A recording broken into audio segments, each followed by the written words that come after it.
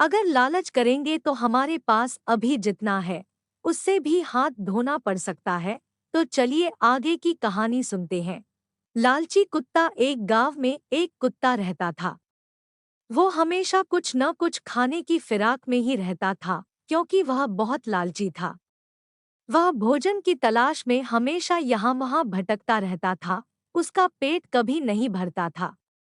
एक दिन की बात है, वो हमेशा की तरह खाने की तलाश में इधर-उधर घूम रहा था, लेकिन उसे कहीं भी भोजन नहीं मिला। अंत में उसे एक होटल के बाहर एक मांस का एक टुकड़ा दिखाई दिया। उसने झट से उस टुकड़े को मुंह में पकड़ लिया और सोचा कि कहीं एकांत में जाकर मजे से इसे खाया जाए। वह उसे अकेले में बैठकर खाना चाहता था, इसलिए मांस का टुकड़ा लेकर वहां से जल्दी भाग गया। एकांत जगह की खोज करते करते वह एक नदी के पास पहुंचा। नदी के किनारे जाकर उसने नदी में झांका तो अचानक उसने अपनी परछाई नदी में देखी। वो समझ नहीं पाया कि यह उसी की परछाई है। उसे लगा कि पानी में कोई दूसरा कुत्ता है, जिसके मुंह में भी मांस का टुकड़ा है।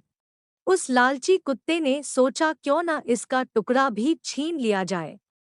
अगर इसका मांस का टुकड़ा भी मिल जाए तो खाने का मजा दुगुना हो जाएगा। वह उस परछाई पर जोर से भौंका।